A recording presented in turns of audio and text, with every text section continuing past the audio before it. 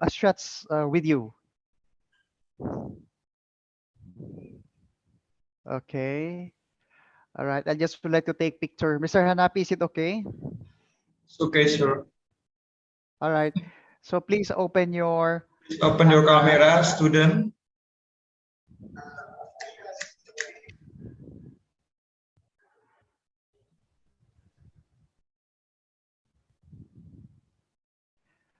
All right. What about the others? Yang lainnya silakan untuk segera mengaktifkan kameranya.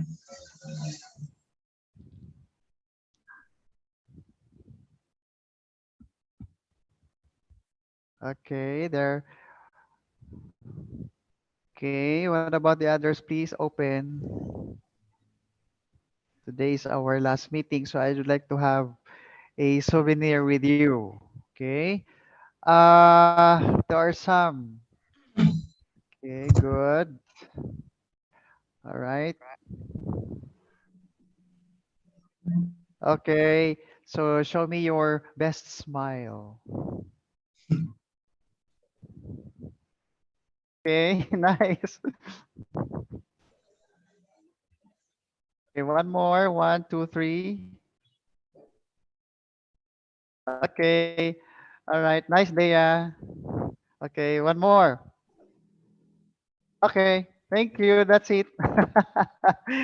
It's nice. I think we don't have problems here as of the moment because I think the weather is good, but it's quite gloomy outside. Okay. So today is our last meeting, right? Yes, sir. Okay. So I hope students were able to learn something that I shared with you. I am just hoping that whatever you have learned with me, with us, with Mr. Hanapi, will bring it through the rest of your journey. Okay. So it is just very unfortunate because you were not able to see me in person as well as I don't have the chance to see you in person as well. Maybe some other time. Okay. Okay, so how many numbers do you have? It's already 47 students.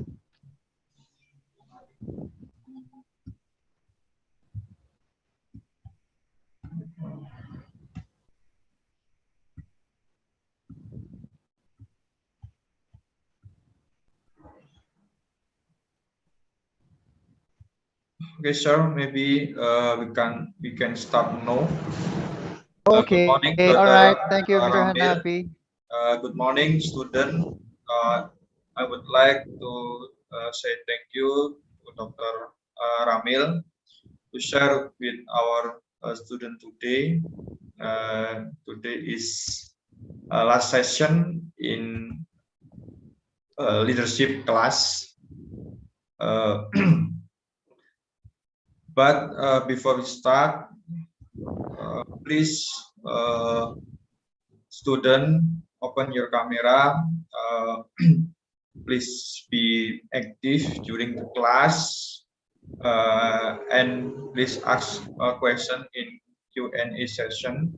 You can ask the question. Dr. Ramil deliver his material too. Best of luck to Dr. Ramil. Time is yours. Okay, thank you, Mr. Hanafi. All right, so good morning once again, students. So today is our last day, and I think that we're going to discuss today is all about decision making. All right. So if we still have a chance, maybe a time later, because I think there were a few slides that we were not able to discuss last time. So just in case, if we still have time, we can go back to that. All right. Okay, so let's proceed.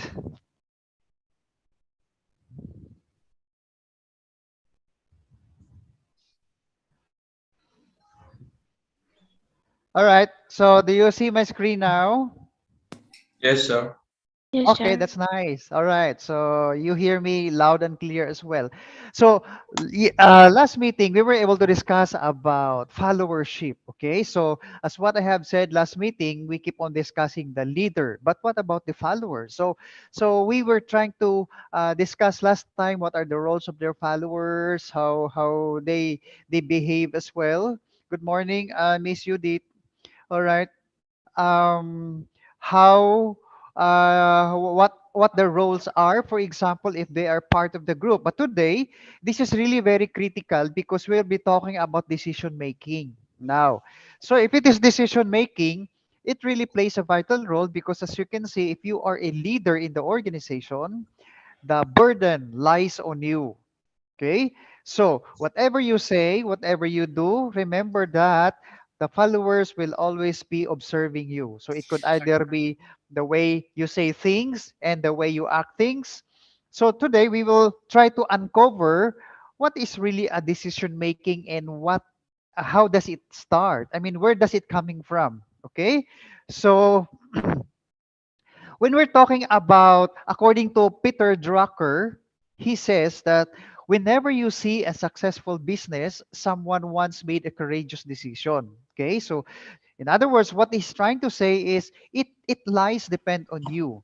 A person, if you want to become successful, everything lies on you. So therefore, when you make a decision, whatever would that be, it will lead you to somewhere. Okay, for example, today the reason why you are there listening to me, interacting with me, and at the same time you are enrolling in this university because you want to learn, and that is your decision. Okay, so you would like to see like years from now who you will be and what are the things that you're going to do. Okay, so where does it start? Okay, so when we try to decide, it starts really from your perception.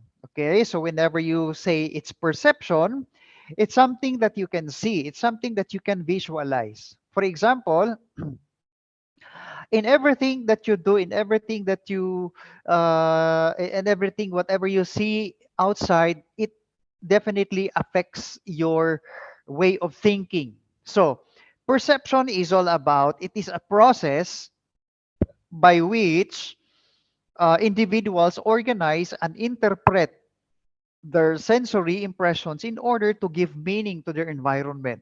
Okay, that's really very clear. So it is an organized and the way we see things and the way we interpret things. And when we see things, it leads to our own impression. Okay.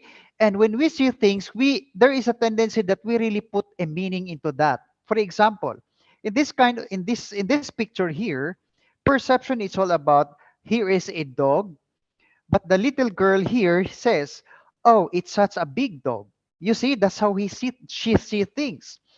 And then the boy here says, "It's just a puppy, my dear." So you see, this is how we interpret. The way we see things, it will never be the same. Okay? So it is when we see things, when we perceive of something, our brain will be able to interpret that and it comes out with our own opinion, and that is really how we perceive things. Okay, so the little girl says, "Oh, it's a big dog," and the other one is it's just a puppy, just a small dog. So you see the difference. Well, the little girl says it's a big one, the other one says it's just small. So in every one of us, if we are working in the organization, there is no such thing as we see on the same perspective. And that is the reason why, based on our previous discussions, there is an agreement, there is a misunderstanding because on how we perceive things, how we see things and the different angles. Okay? So for example, all employees in a firm may view it as a great place of work, favorable working conditions, interesting job assignments, good pay, excellent benefits, understanding, responsible management. But as most of us know, it's very unusual to find such agreement. Okay, what the statement is all about. When you are already part of the organization, we have different feelings because it is how we see things, especially the environment. Others may say, "Oh, I will stay here and until I will be promoted." And the rest will also say, "Oh, this environment, it's not healthy for me, and I would rather get out because the management, blah blah blah, so on and so forth, and they don't like." All right. So there is no right or wrong perception because that's you. It is you who put meaning into in whatever things that you are seeing. Okay, whether it's good or whether whenever you say things that it's good for you, others are also looking at it that it might not be sound good to them. So as what I have said in our previous discussion, we have different behavior, we have different character traits because we came from a different environment. Okay, so later on you will discover how are we going to relate this perception on the way we see things, on how we are going to interpret that leads to our own decision. All right. Okay, next. Right. So the next one is the factors that influence perception. So, whenever you make a decision or whenever you see things, let us try to understand why is it that we were able to interpret the things that we see. Okay?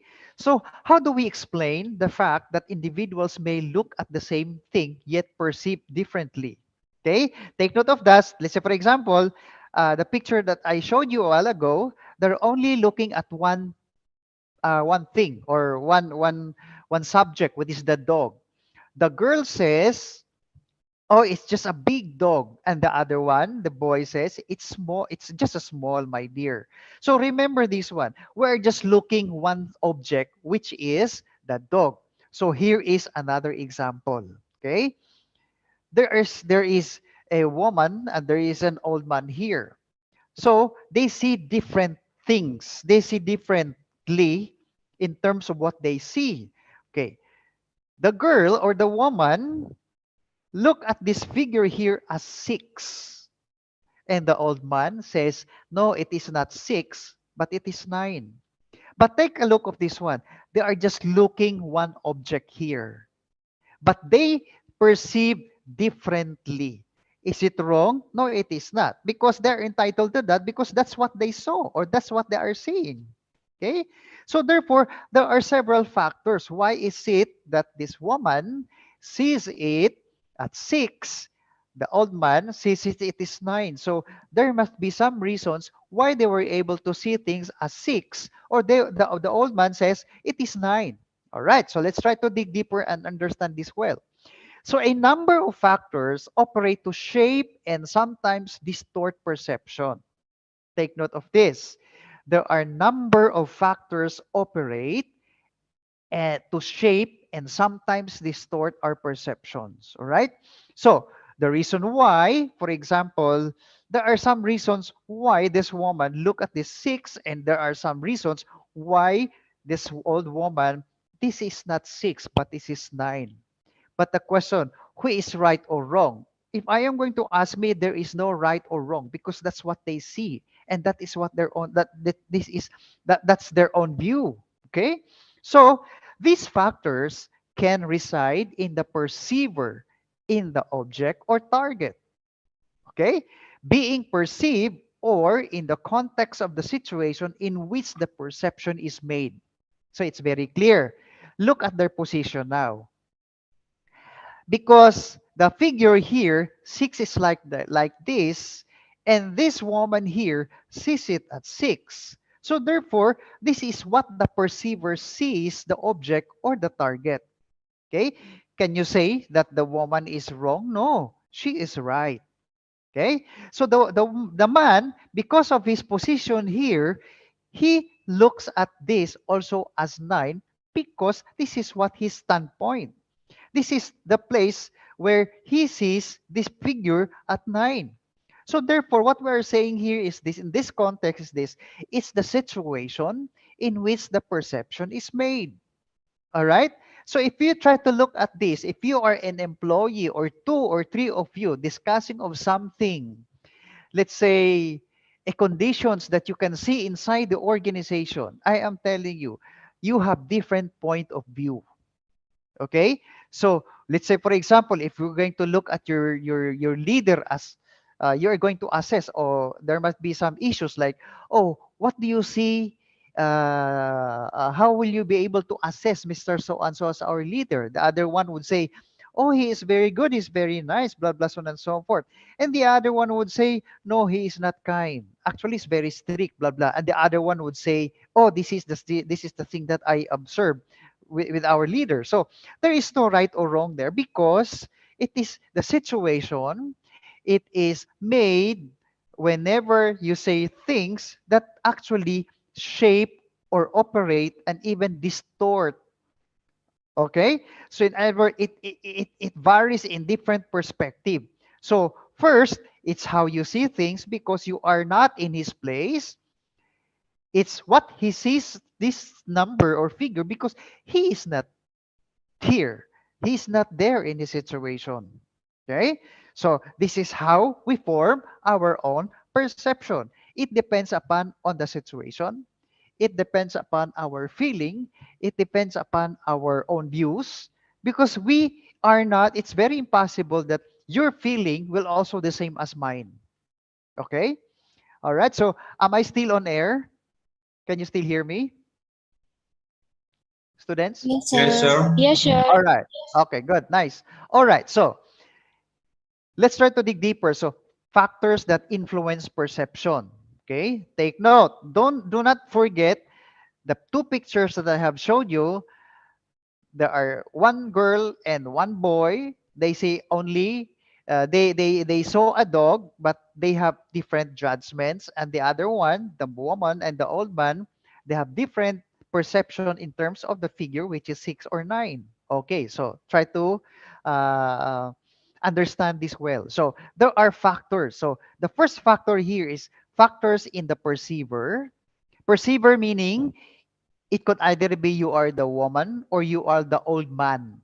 Okay? So, who are you as a perceiver? So, let's go back to your own personal traits, which is it depends upon your attitude, it depends upon your motives, it depends upon your interests. And take note of this, we have different experiences in life, and we too have our own expectations. Okay? So, this is how we see things because it is already being formed in terms of who we are, in terms of our motivation, in terms of our own interest. And take note, we don't have the same experience. Let's say, for example, if we will try to substitute that number into something, maybe an issue inside the organization, the man, maybe the old man, he has a different perception. That is something deep because he has more experience than the woman. Okay, so maybe the old man, he has his own perception because he has lots of wisdom already. There are so many things that he experienced. Okay, so while the woman younger than the old man, meaning to say he will also share his perception according to what formed her as a perceiver. Okay, so along the way, and that's the reason why sometimes it's very nice that we are going to talk somebody who has experience enough, somebody who has full of wisdom because we learn from their perception. But it does not necessarily mean that we are going to copy their own perception. Whatever we hear, whatever we see, it could either contribute to something to us whenever we make our decisions later and the way we see things. Okay, so it's you, all right? This is you as a person. What are your expectations?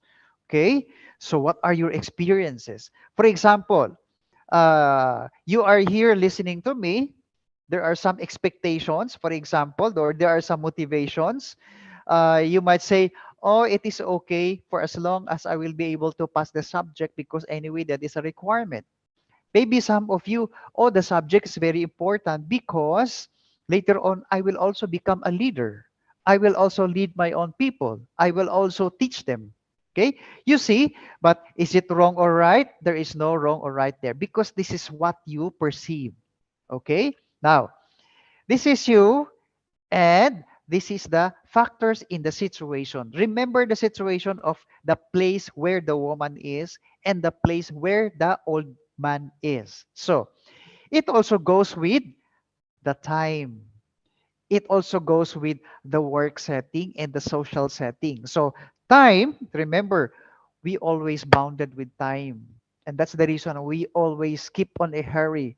There are some people, they always make things, they would like to experience more and they would like to be more productive. Okay. Those are the traits, special traits of a successful people.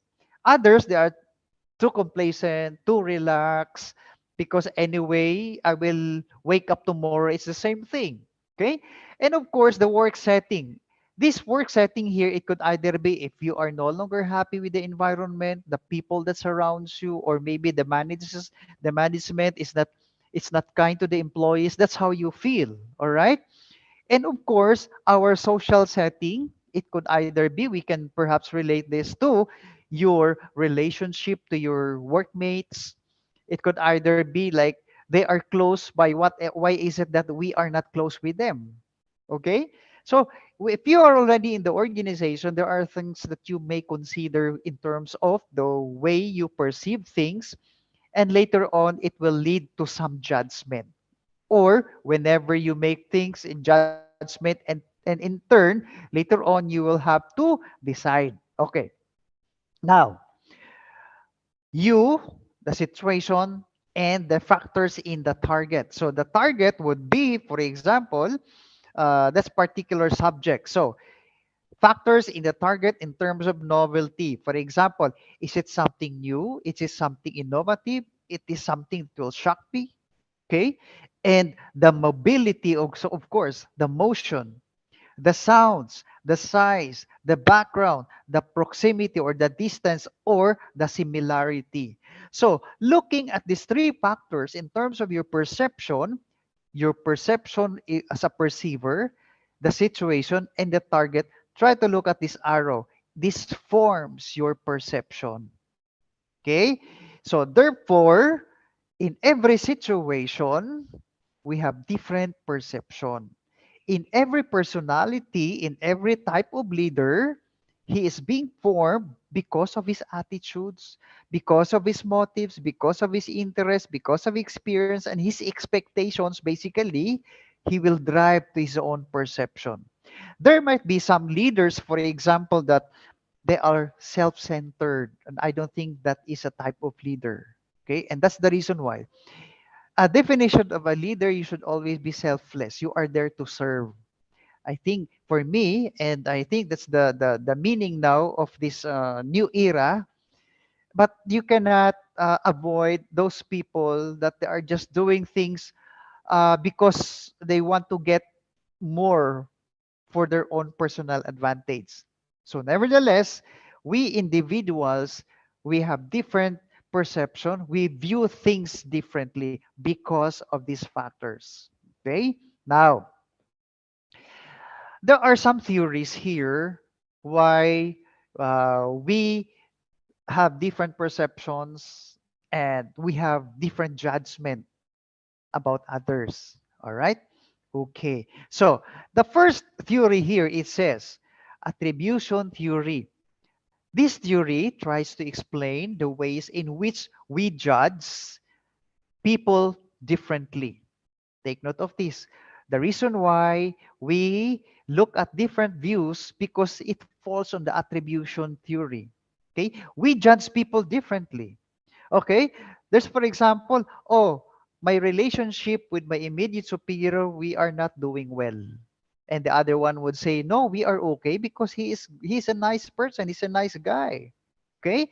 So when we judge people differently, depending on the meaning we attribute to a given behavior. Okay, take note of that. Don't forget the factors why we perceive things differently. Okay, this theory also suggests that when we observe an individual's behavior, we attempt to determine whether it was internally or externally caused. Okay, so do not get confused. In the organization, there is what we call internal environment and the external environment. What do we mean by internal environment? These are the things that you can see inside the organizations, and these are the things that you can control. For example, if I am your leader, if I am your manager, if I am your chief executive officer, whatever things that I can see inside the organizations, I can always make judgment and I can always change it. For example, behavior of my staff, behavior of my people, I can change that. Why? Because if, for example, if they lack skills, okay, I can enhance their skills. I can go send them to training. Or for those people who are not fitted for the job, I might be able to transfer them. And another thing also, if there are some things that can be changed, such as your equipment, I can always upgrade that. Okay? So this is the difference between the internal, the external. This external environment, these are the things that we can see outside which we cannot control.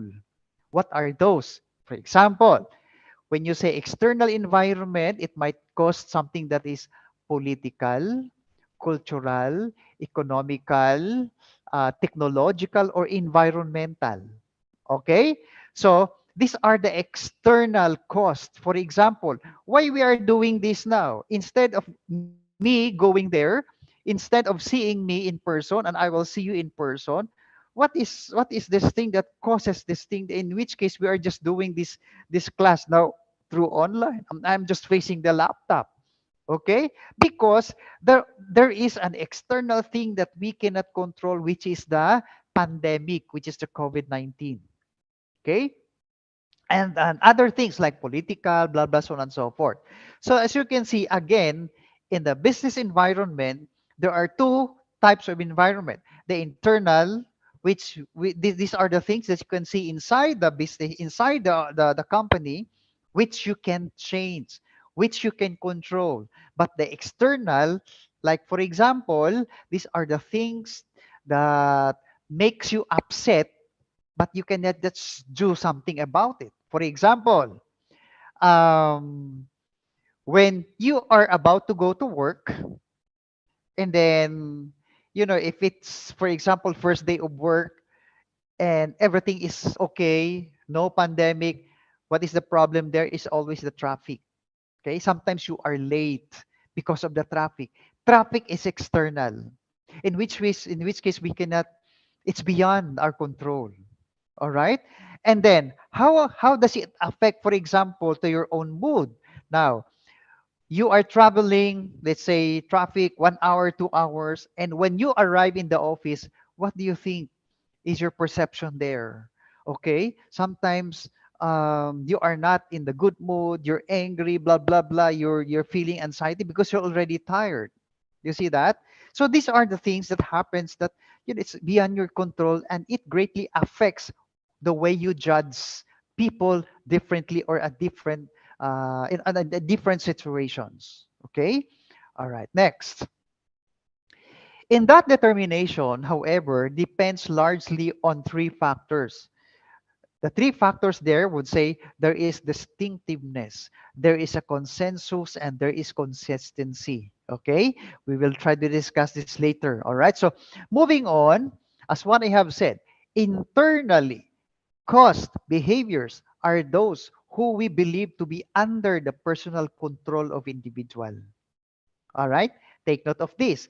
You as a person, we will try to relate this one. You as a person, uh, in what we were saying internally, you can always control your emotions. Okay? So, as a matter of fact, you can choose to be happy or sad. Am I correct? Will you choose to be happy or will you choose to be sad? All right? So, these are internal things that affects your perception and something that you can control. All right? So, external. Caused behavior is what we imagine the situation forced the individual to do. So again, in terms of the external factors, these are the things that happens beyond your control, but it affects the way you see things. Okay, so you can see now the difference when we say it is internally caused or externally caused. Okay, so it could either be externally caused, but you react as a person. But however, if somebody is going to let you mad, it is always your choice to put a fight with the person, or you just have turn around and leave the person to live peacefully. In other words, if somebody would like to irritate you and annoy you, and how what would be your reaction? Would you like to raise your voice and fight against each other, or you would rather turn your back, walk out slowly, and be quiet? Okay, so something that might lead to something, it could be peaceful, or it would lead you to a higher, you know uh, arguments, and it might cause some heated discussions, or it might lead you in trouble. All right, so internally, something that you can control within yourself, and it might cause to external, this external factors here, something that is that's beyond your control. Okay, now going back to this determination, when you say distinctiveness, this refers to whether an individual displays different behaviors in different situations. Okay, is this correct? Yes, it is, because we as a human being, we normally react to a different situation. For example, when you go to a country, in which case they will experience snow, so how would you react? And people like us, we are in Asian, we used to live in a tropical country in which we only have rain, wet season and dry season, summer and rainy season. Okay, so we react on a different situations.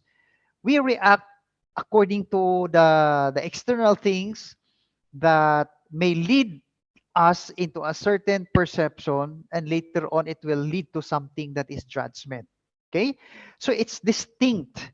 All right, so individual displays different behaviors in different situation. Okay, why is it that people, whenever they watch movie, they are happy, or why is it that they are scared of a certain situation? Normally that's a normal behavior.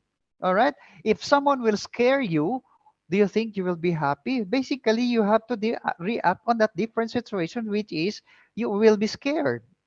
All right, so this is how we see when you say this is very distinctive when looking at SR person, which is human. Okay, next.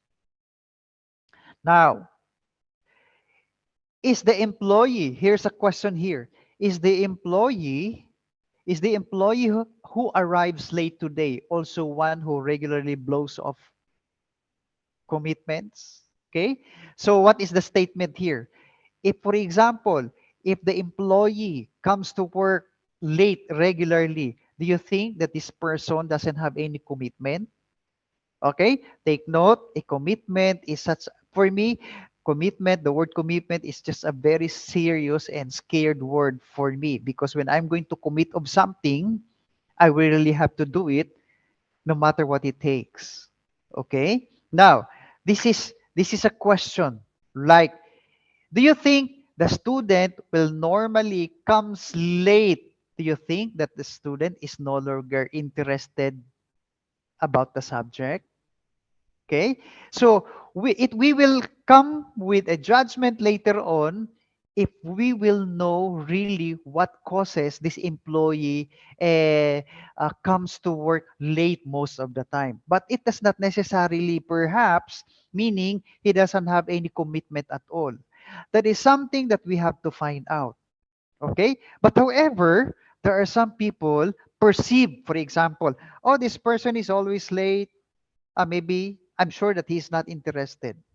Okay, but we don't know. This person is quite interested, but there are some factors there. There are some happenings that causes why he comes to work always on late. Okay? But it doesn't show that he is not committed to his work. So this is a challenge of a leader, for example, to find out, and that is why one of the basic requirements of a leader, they should know their people well. Okay?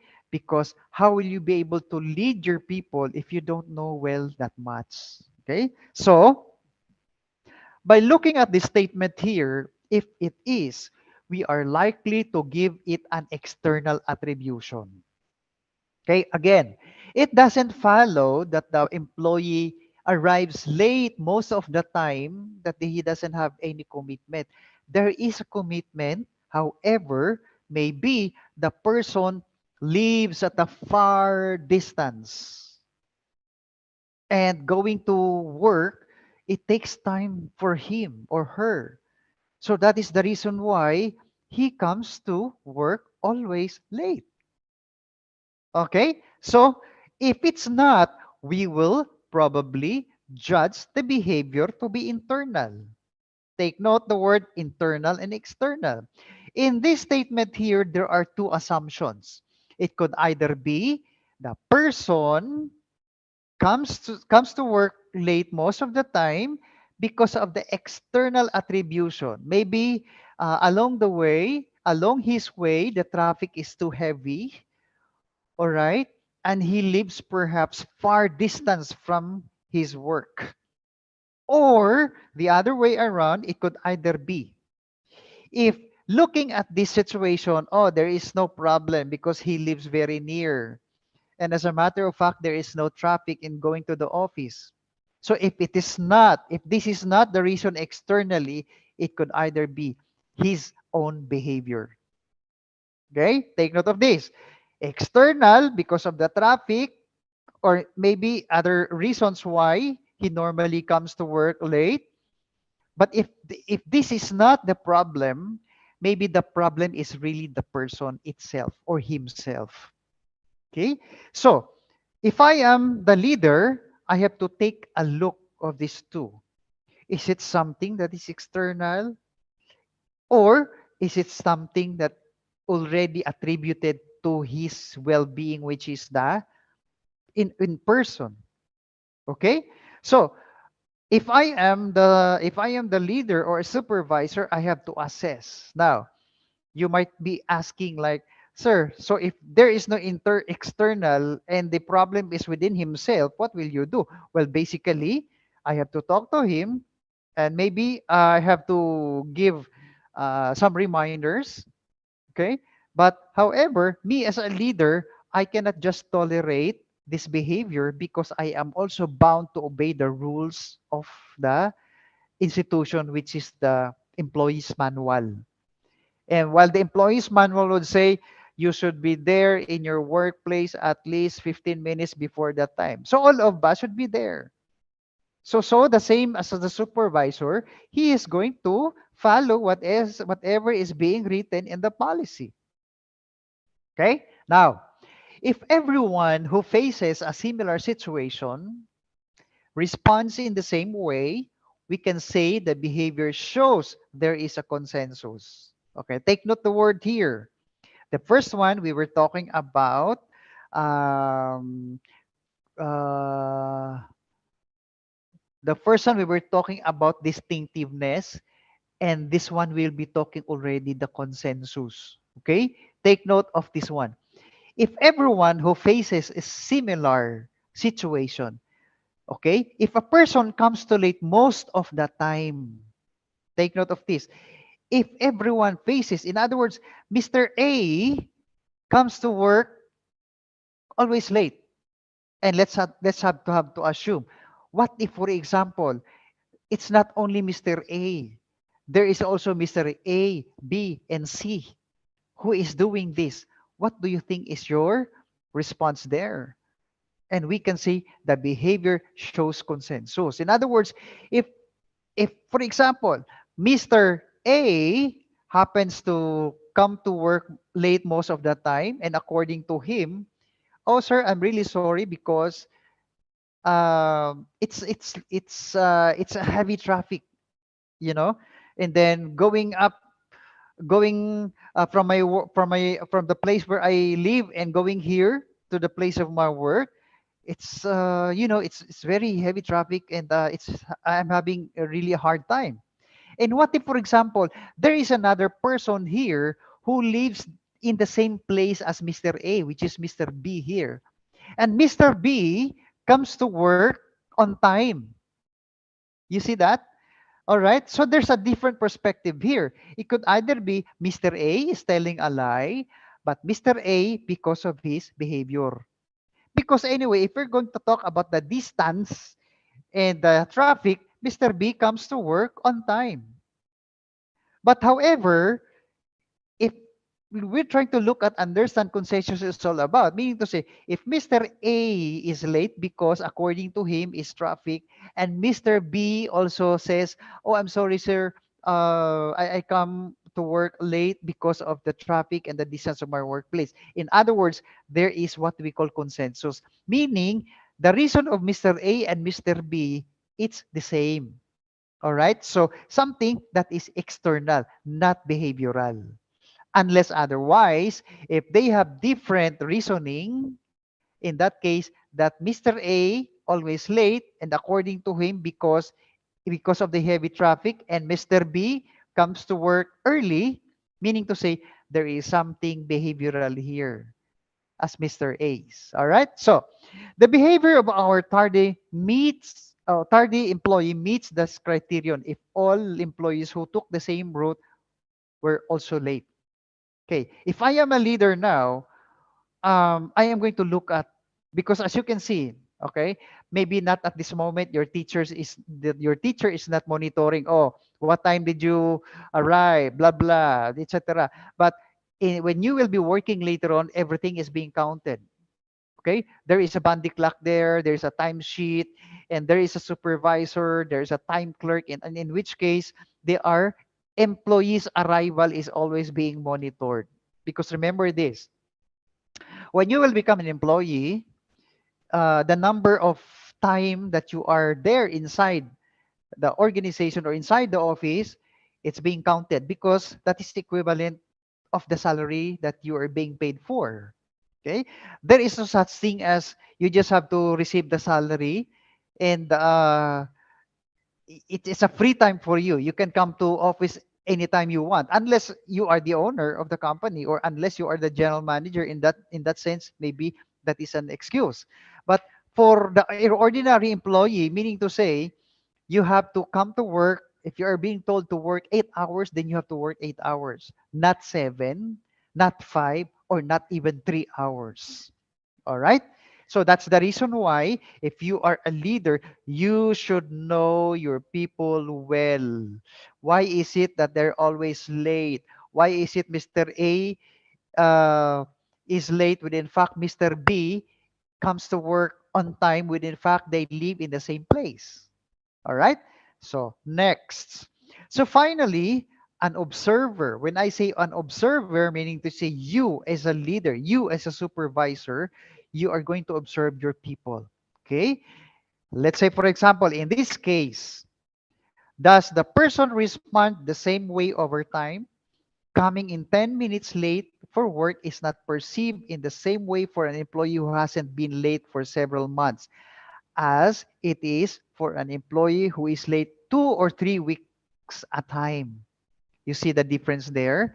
So, in other words, it's not perceived in the same way for the employees who hasn't been late for several months as it is perceived in the same way for the employees who hasn't. So, there is no reason that all of the employees, for example, will be late. All of you will be late most of the time. No, that's very impossible. Okay? So, they have, just like, for example, if I am late, I am a person who is committed to the organization. I have to find I have to find ways to avoid myself like committing the same mistakes. Okay? So, thinking about ourselves and others, according to the attribution theory, how we explain others' behaviors by attributing it either to their specific behavior or to the situation, which is external, dispositional, which is the internal, and most probably, it's how you react to the situation. Okay. All right. So let's proceed. Are there any questions as of the moment? I am still on air. Is it clear? Am I clear as of the moment? Do you still hear? Do you still hear me clearly? Hello, Yes, hello, Yes, sir. Yes, students. Are sir. you still there? yes, Yes, sir. yes, sir. Hello. Yes, sir. Okay, good. All right. Okay. I'm just trying to check because we might have problem again. All right. Okay. Okay. So when we make judgments about the behavior of other people, take note of this. We tend to overestimate the influence of internal or personal factors. All right, so take note of this. All right, so take note of this. Again, I would say, when we make judgment, so in other words, if I am going to judge someone else, sometimes we tend to judge according to our individual behavior. Okay?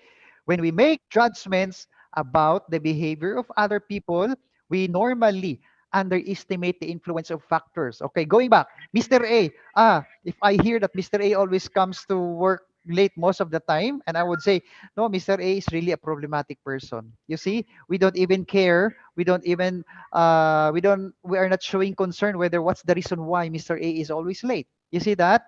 All right. So, therefore, this fundamental attribution error can explain why a sales manager is prone to attribute the poor performance of her sales agent to laziness rather than to the innovative product like introduced by a competitor. Okay?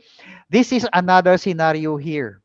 Let's say, for example, if I am a sales manager here and I have people work under me, I normally only look at people who are performing well. But sometimes I may be able to judge those people who are not performing well as lazy sales agent. Okay? So sometimes we as a leader, we really have to be careful in our judgment because there might be some reasons why the sales agent were not able to perform because maybe of his area, maybe the product that he is selling, it's not marketable to the territory or to the geographic location of where he is being assigned. But that not necessarily mean that this person or the sales agent is lazy. All right? Okay.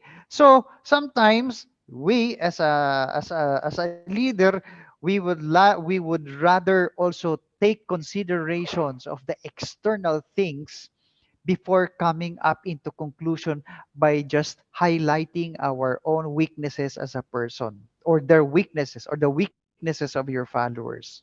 All right? Next, the fundamental attribution error, okay, this one here, the tendency to underestimate the influence of external factors and overestimate the influential internal factors. This is the opposite. This time, when we try to judge people, sometimes, let's say, for example, we are always looking at the external events rather than the personal attributes of a person.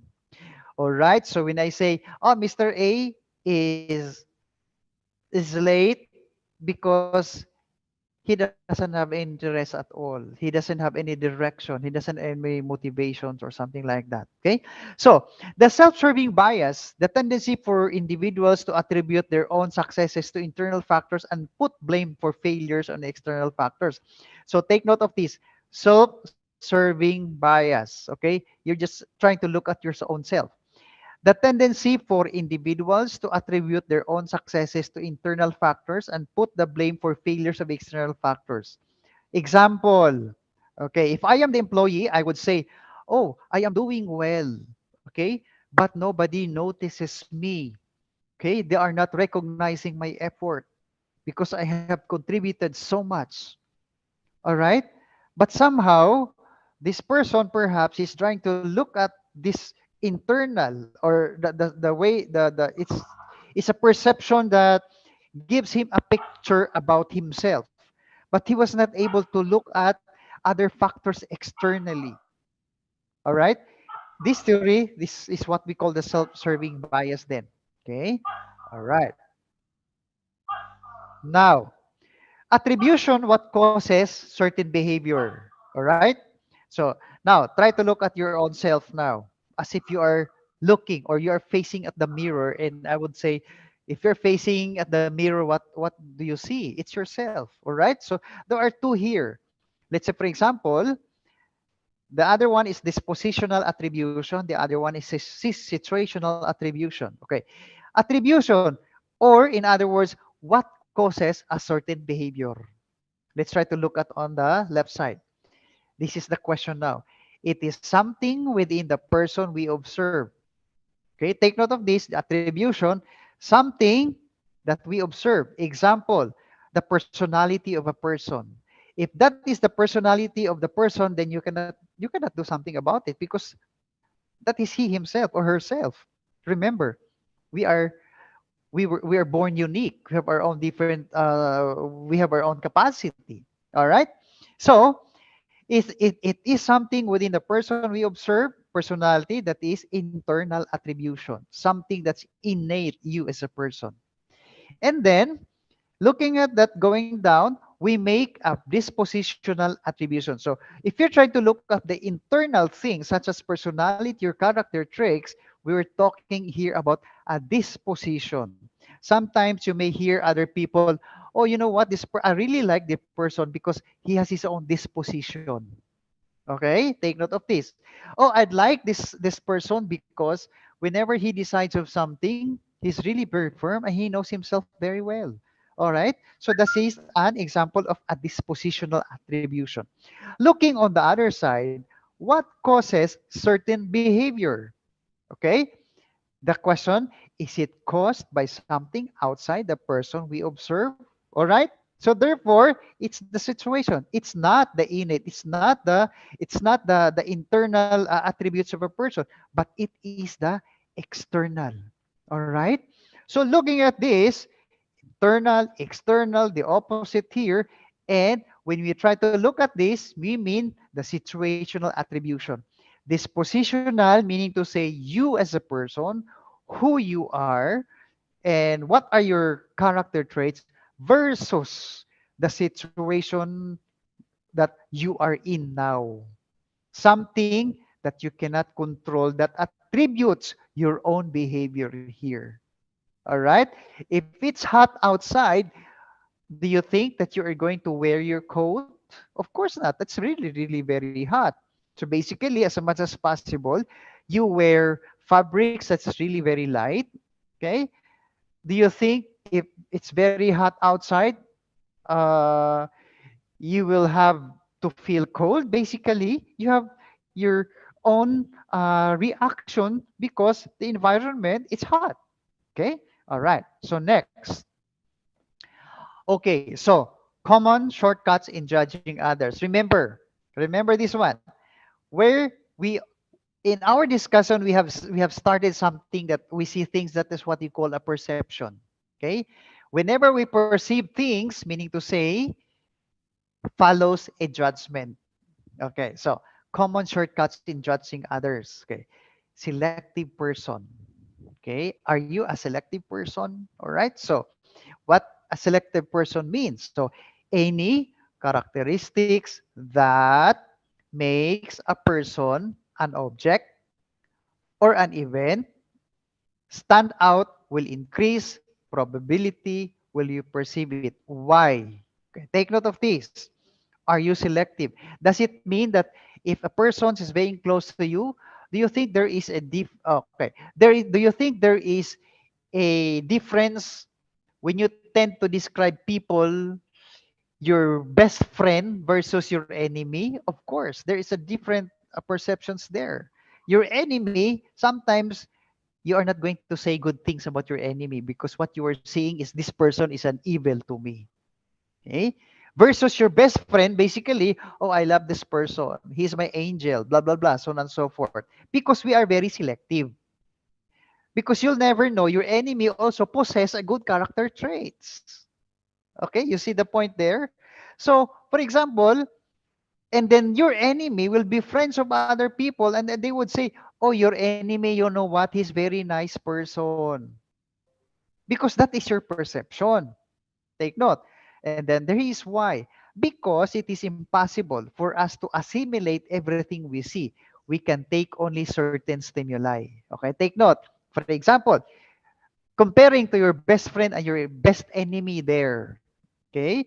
Because your best enemy, you have experienced a bad situations with him or with her versus like for example the experience that you get with your best friend. So our reaction as a person depends on that particular situations on how we are being treated, or maybe because if the situation calls for it. And that's the reason sometimes it's very, very difficult to compare your experiences with your best friend and your best enemy. But it doesn't mean that for your friend, your best enemy is the worst person. No. Okay? Because your enemy, he or she has also a set of friends. Okay?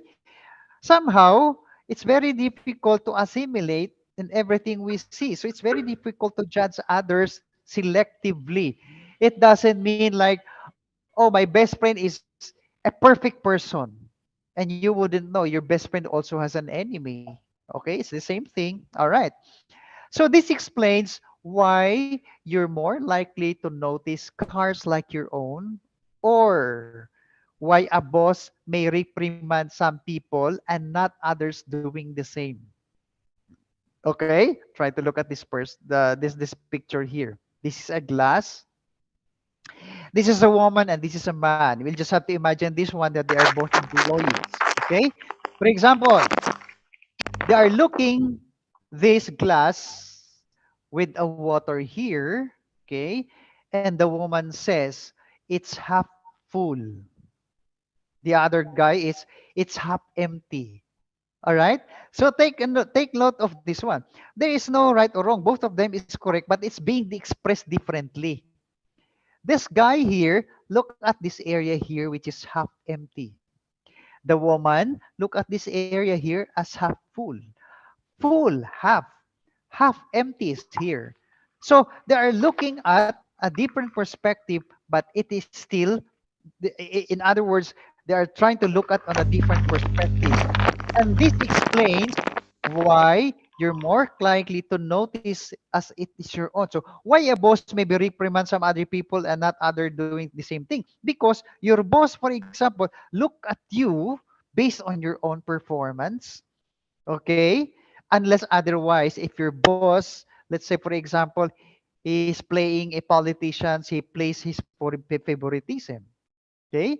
But somehow, based on our experience as a person, we judge person right away.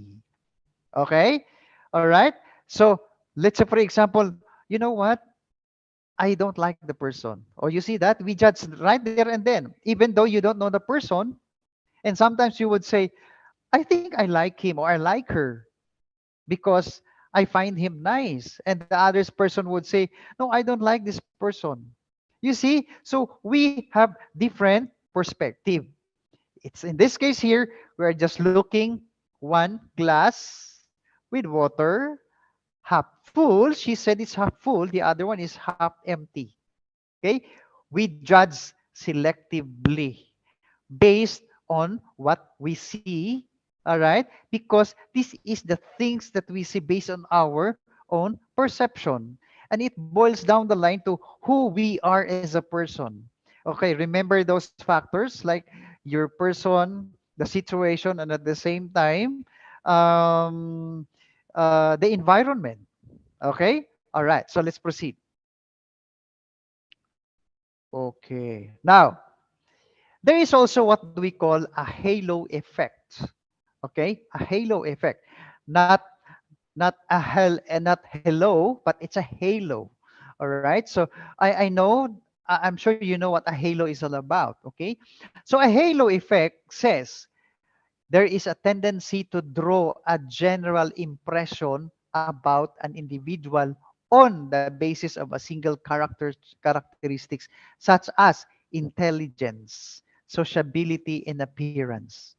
Sometimes we normally judge people the way he dressed. Okay?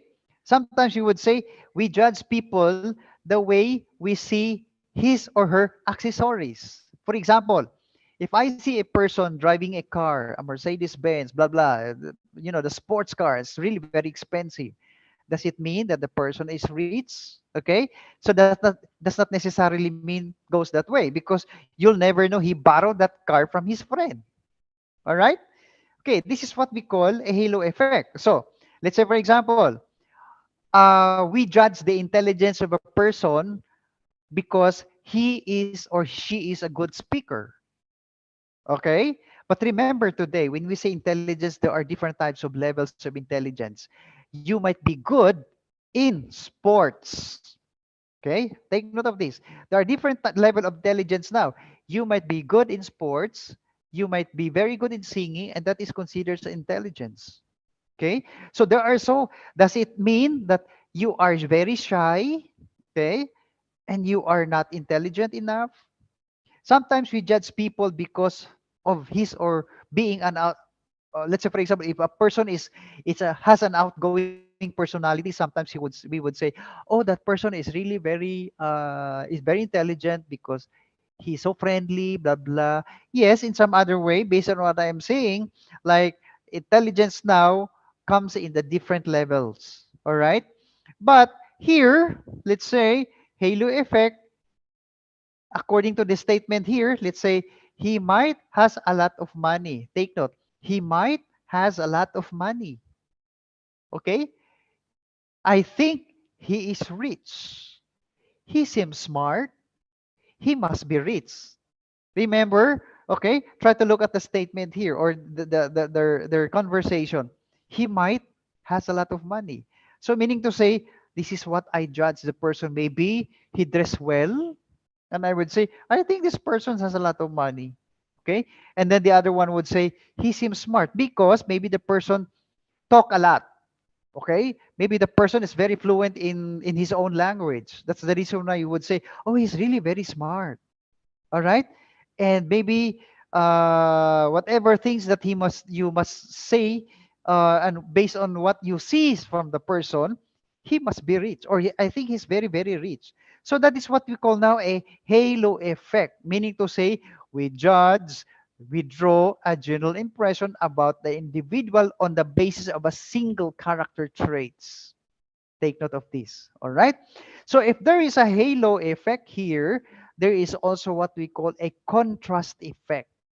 Okay. So evaluation of a person's characteristics that is affected by comparison with other people recently encountered. We tend to compare person from persons. Take note of this. We try to, you know what, this person is like this, the other one is like this, is like that. So that is a contrast effect. We tend to compare people from people. Is it possible? Yes, because that is, according to the theory, this is how we judge right there and then. And that's the reason why it's very difficult for us to judge, because you'll never know that kind of person. We can only judge, for example, if you know the person well. But in the real society, in the real environment, it is not happening. We tend to judge people right there and then, even without knowing the person yet. Okay? So let's try to look at this picture again. Okay? The husband brings something here, a present or a gift. And he says, the husband is very excited and will say, "Happy birthday, honey." And then the wife would say, or the girl would say, "Oh, it's very cheap." You see? Okay? It's very cheap. Why is it that he's giving this to me? All right? So what do you think that what do you think, just like for example here, He must be rich. And this one here, oh, the guy here is trying to bring a gift, okay? And the woman said, oh my goodness, this is really very, is this the only thing that she can afford? You see, her perspective, while he is very happy and excited, and he is underestimating the gift. And of course, he is underestimating the guy. All right? So, if we try to look at on the other side, the man gives a gift and it says, okay, it's for you. And the woman says, oh my God, he's so generous. Okay, so look at her reactions. While he is trying to underestimate and try to belittle the person, but her reaction is so excited. He is not actually looking at the value here, but he's looking at a person that's really very thoughtful. Okay? So that is what we call a contrast effect. It's for you. Oh my God, it's very cheap. I don't like it. The other one, oh my God, no matter what it takes, no matter what is the value, whether it's a single cent or whatever is the price, I should be very thankful because he is so generous. You see, two women, two men looking at this, but they have different interpretations. This is what we call a contrast, contrasting. Okay? Okay? All right. So let's proceed. Now, if there is a contrast, there is also a stereotyping. Okay? A stereotyping, we tend to judge people like right there and then just say, how do you call this? Uh, when we judge someone on the basis of our perception, the group to which or he or she belongs, we are using a shortcut. For example, okay, normally at a young age, you will have your set of friends. Okay. There are some that you chose to be part of the group, which is a happy-go-lucky. We just have to enjoy going to the bar, etc., so on and so forth, going to beach, etc., so on and so forth. Okay, all right.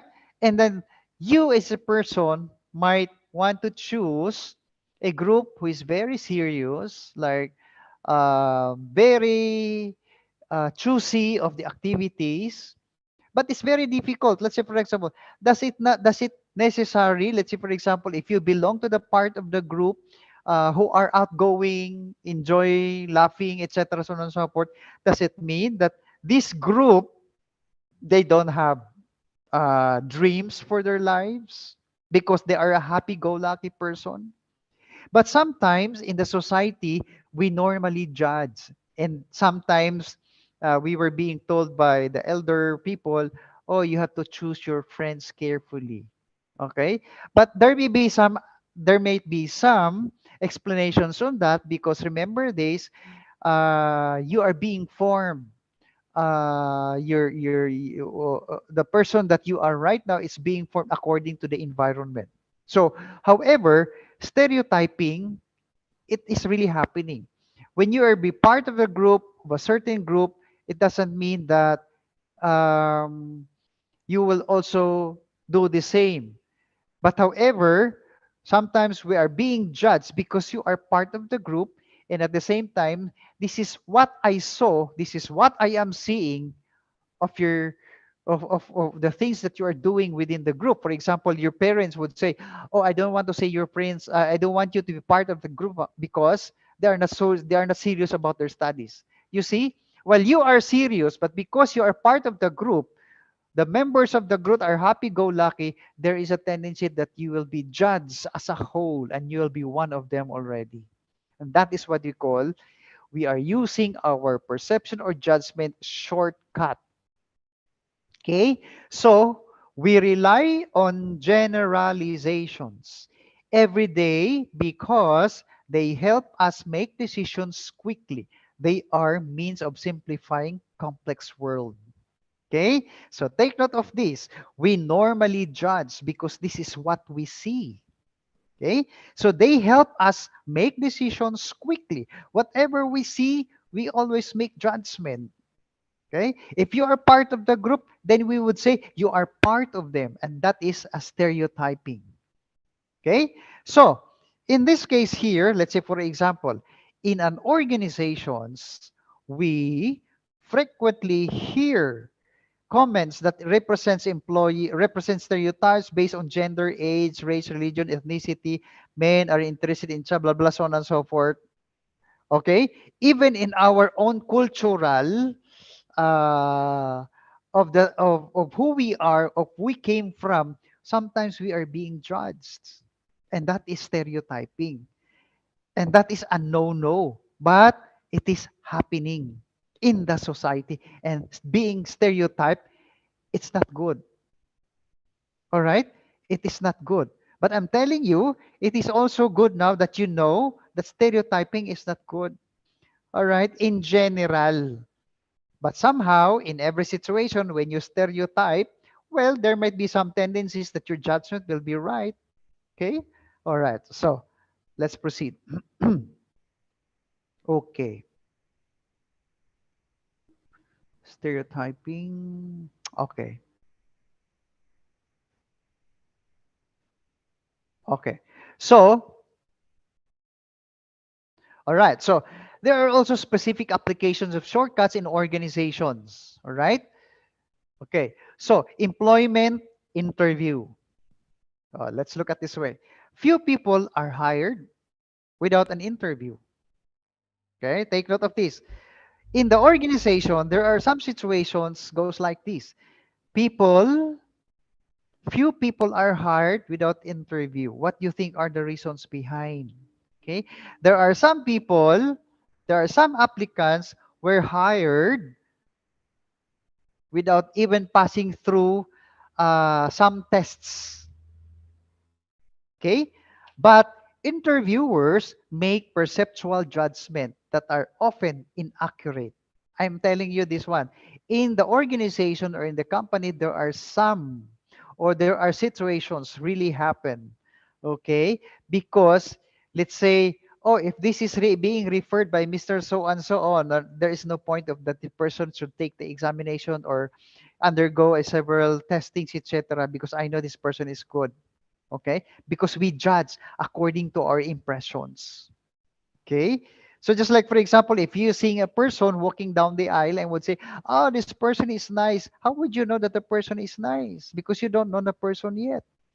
That is what we say. We create or we try to make an impression that quickly become entrenched. Okay, so in the organization we normally look at the performance. Okay, you know what a performance is all about. For example, your grades. Your teacher will give you an assessment or results or your scores. In the organization, when you are being hired and you were given, let's say, for example, a contractual agreement which only lasts for 3 months, you are being assessed in terms of how you perform for that certain period.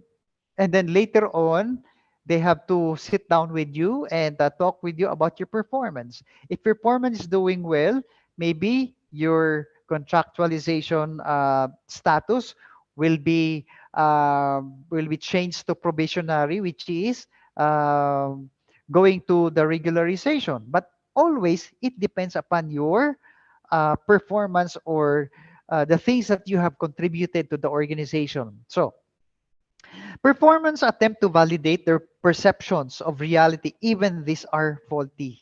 Okay, so the terms of fulfilling prophecy and pigment. The terms self-fulfilling prophecy and Pygmalion effect. These are how an individual person behavior is determined by others' expectations. If I am your immediate supervisor here, so of course, whenever I try to look at your performance, I'm expecting something that you will have to do good. You will have to contribute something because that's what I see the time when I try to interview you. Okay? So there is always an expectations, and that is what we call Pygmalion effect. How an individual's behavior is determined by others' expectations. Me, as your immediate supervisor, I am expecting that you have to do this, blah, blah, so on and so forth. Me as your teacher, I am expecting you that you have to do good in your studies. Also the same as your parents. Okay? Now, performance evaluation, an employee's future is closely tied to the appraisal, promotion, pay raises. Basically, if your performance is doing well, meaning to say you will be given a reward, you'll be given a promotion. So among are the most obvious outcomes. So in the end, self-fulfilling, meaning to say when you are a person who works for the organization, you're not only looking up for the good of the organization, but you are also looking what is best for you. The reason why I perform well because I deserve to be promoted. The reason why I work well because I deserve to get a salary increase. Or the reason why I fulfill well because I am expecting that I will be part of the regular employee and that I'm also protected by law. Okay? So, a situation in which inaccurately perceive a second person, so self-fulfillment is very, very important. There are some employees, they are not staying long in the organization because no matter what they do, it does not meet to their own fulfillment. And that's the reason why they left the organization. Okay? Next, the link between perception and decision making. All right. So here we goes now. Take note of this. From perception to judgment to decision making. Okay. So you might get confused from perception, judgment, and makes a decision. All right. So the link between perception, decision making, individuals in the organization make decisions, choices from one among or two more alternatives. Top managers determine the organization's goals, what products or services to offer, how best to finance operations, or where to locate a new manufacturing plant. If I am if I am a person who is handling a supervisory or managerial level, I am responsible for the unit that I'm handling. Especially if I am the top of the organization, meaning I am the general manager and the chief executive officer, it is my responsibility to meet the organization's goals. So what I see outside, based on my own perception, based on my own judgment, I am now going to come up with a decision. Okay? So, do not get lost because the discussion I started from you as a person, the way you say things in terms of the perception, and in the end you make judgment.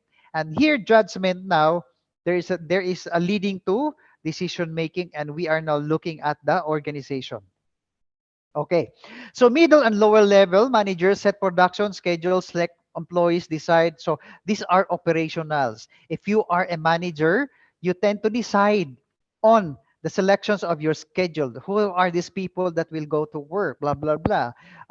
Who are these people that I am going to hire? All right. So who are these people that deserves to get a salary increase? Okay.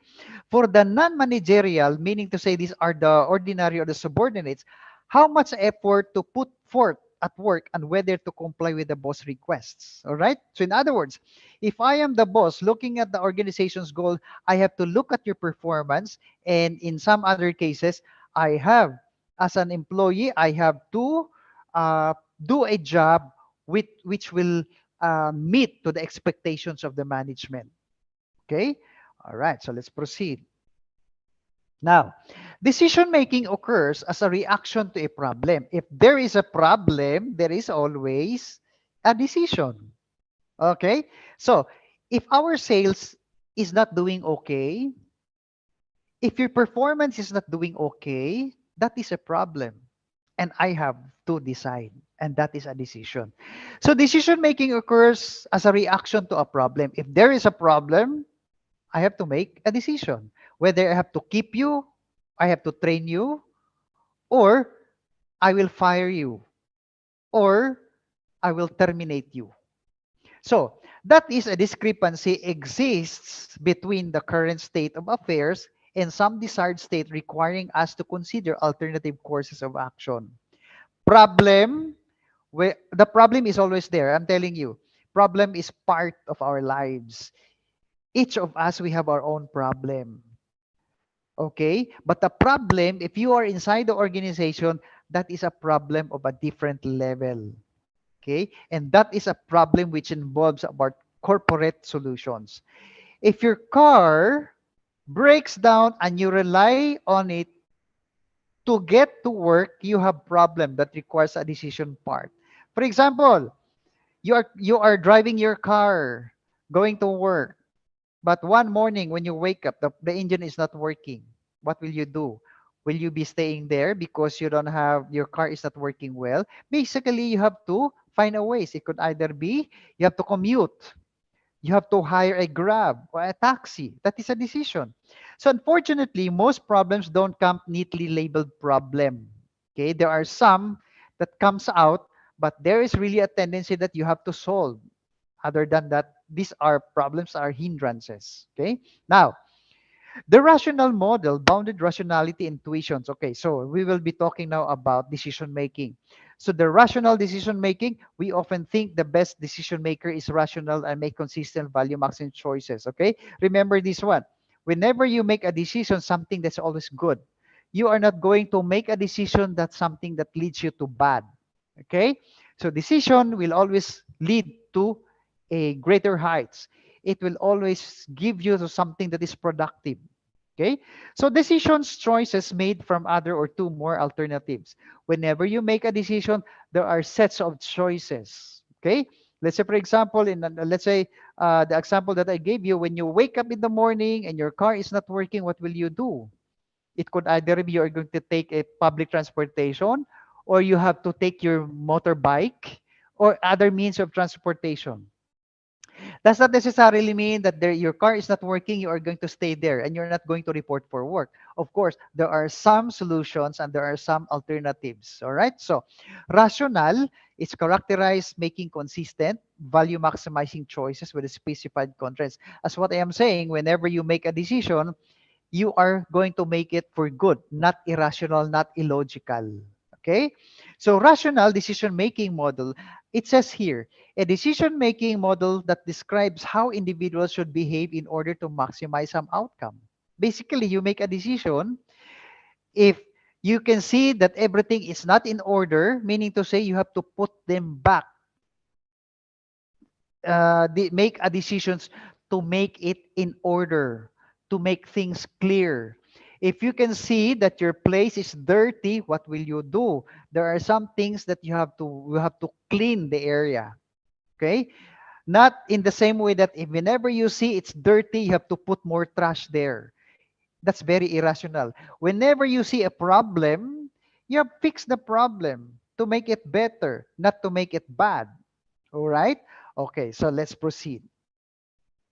Now, here it is now. So, rational decision making. Sometimes, in general, this is really happens according to Peter Drucker. Now, if you if you see if you encounter in a situations that you feel that you are stuck, you cannot move because of these hindrances that surrounds you, then, according to Peter Drucker, you have to define the problem. How?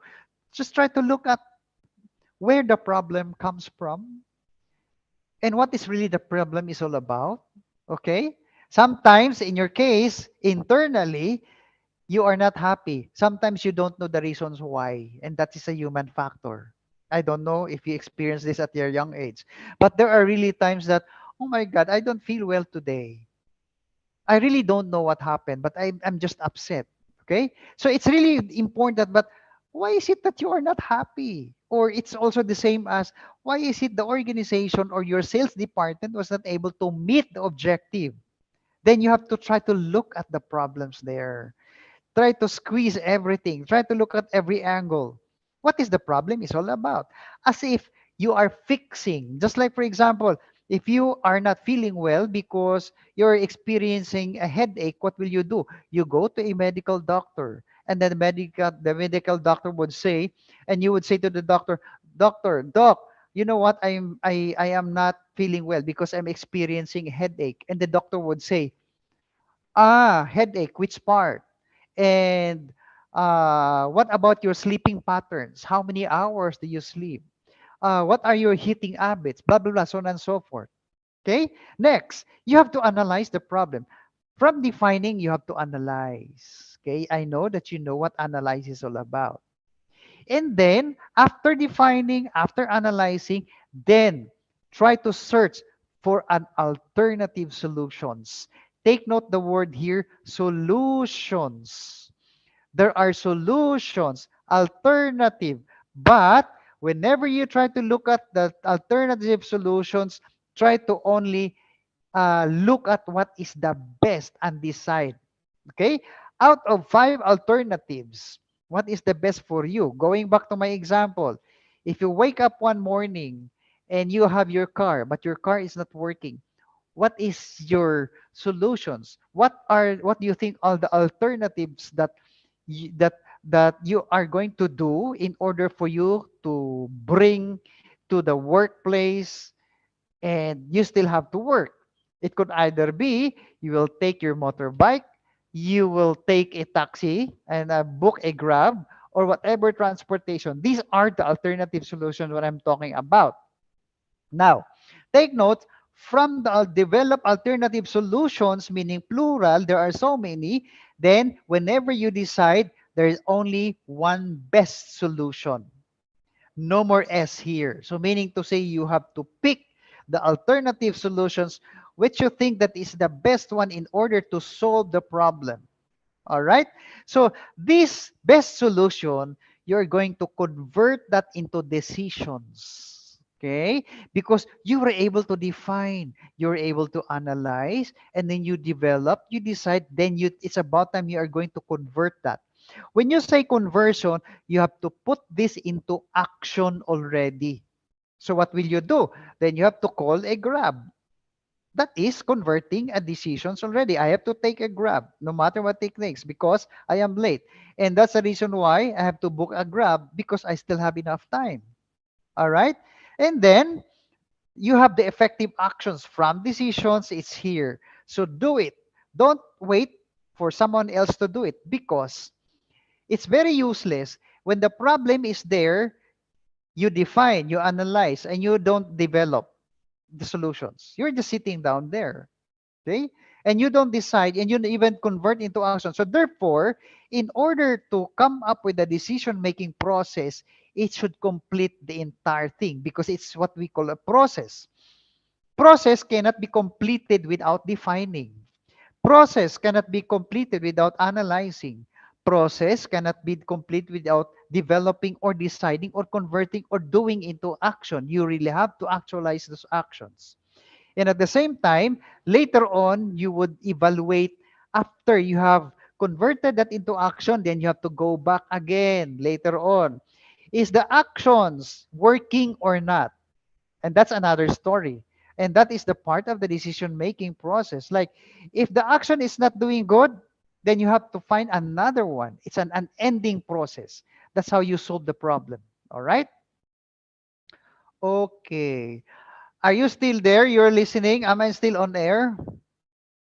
Yes? I guess Yes, so. sir. You're so Yes, okay. sir. You're so quiet. Okay, thank you. All right.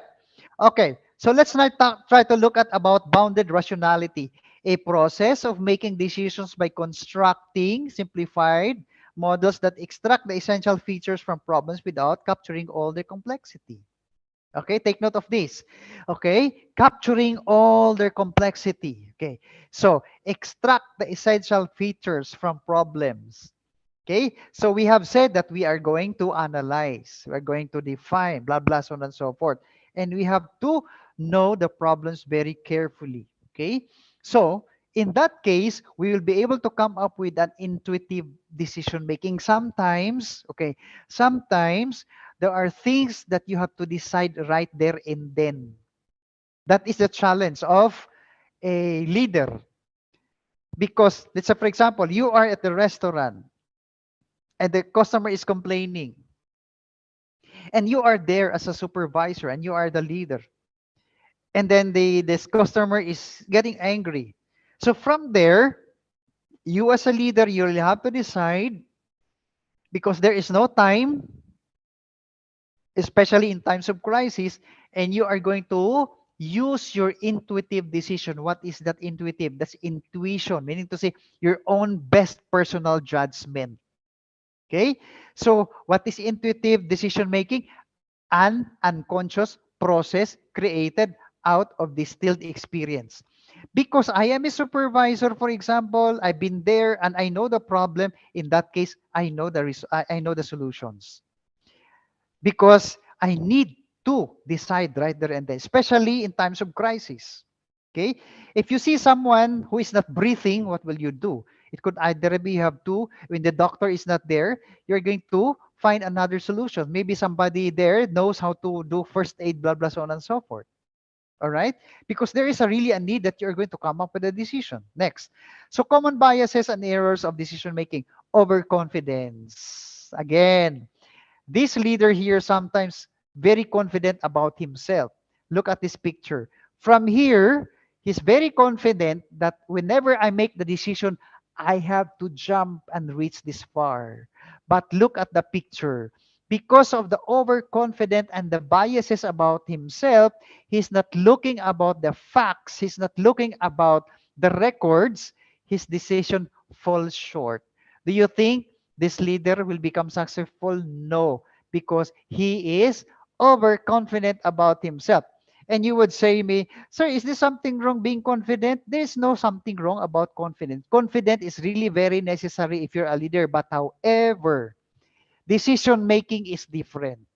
Whenever you make a decision, you will have to think several times. Go to the records, be factual, ask questions, judgment, etc., so on and so forth. Okay? Don't just make decisions because if you are the leader of the certain organization, you are the president. If you make a decision and it is based on facts, it is not what is happening outside, then you will fall short. What do you think? Do you think your organization will be successful? No.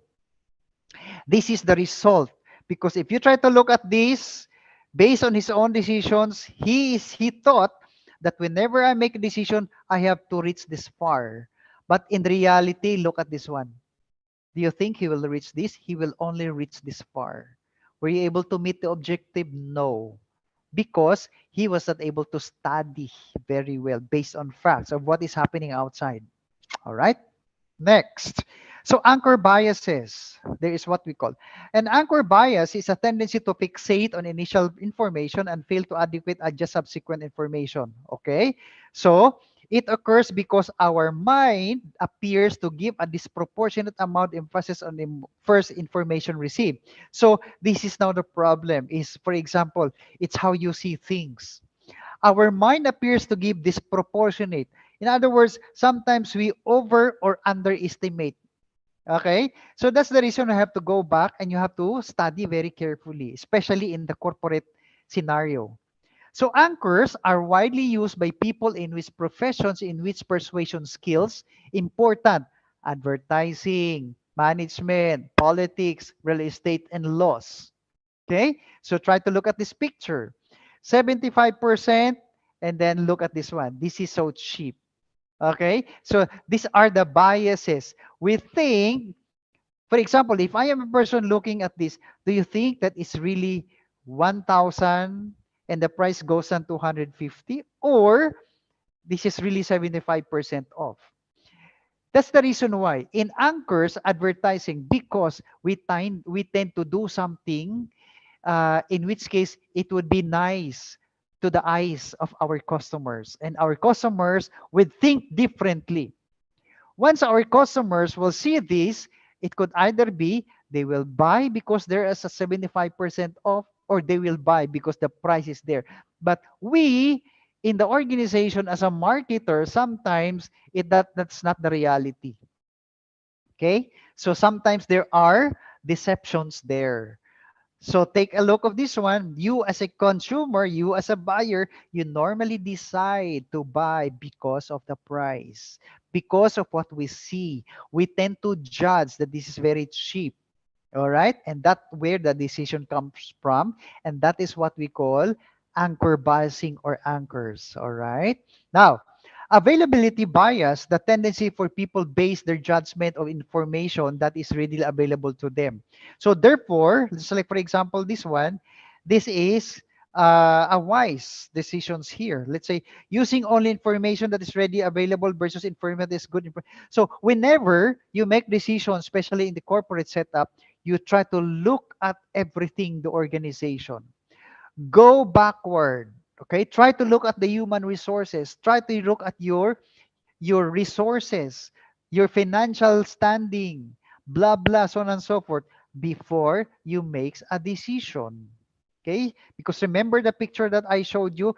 If you are a leader and you make a decisions here and you don't see the entire facts, it is based only on your own assumption. That is really very very dangerous. So if you're a leader, if you are the major decision maker, try to study before, present, and what will happen in the future. Okay, that's the wise decision. Okay. Next, escalation of commitment. Increase commitment to a previous decision in spite of negative information. I know the last 5 scratch of tickets didn't win, which means this like okay. Try to look at this picture here, all right, and in here. So escalation of commitment, an increased commitment to previous decision in spite of negative information. All right. Try to look at this picture. Okay, this man is trying to buy a ticket and he thinks that he will win. He keeps on buying the ticket. He is not looking at a certain point in which case I'm spending so much of my money because there's a belief on myself that someday I will win. Okay? And the seller would say, I know the last 5 scratch of tickets didn't win, which means this next one must be a winner. So this person here, knowing what is being conditioned in his mind. Yesterday, I didn't win, but maybe tomorrow or maybe today. Escalation of commitment. And that's an increased commitment for previous decision. Okay. All right. Next. Now, the risk aversion, the tendency to prefer sure gain of moderate amount over a riskier outcome, even if the riskier outcome might have higher expected pays off.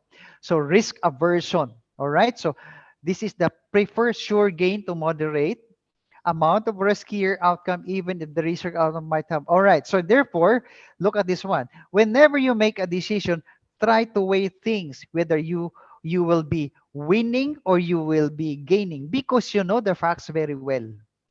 Okay, try to look at these 3 levels here. Predictability is on top. The other ones, it had to happen. Inevitability, and this is what I said. So this is our own levels of hindsight biases. Hindsight biases is the tendency to believe falsely after an outcome of an event is actually known. Okay, this is what we know before the outcomes.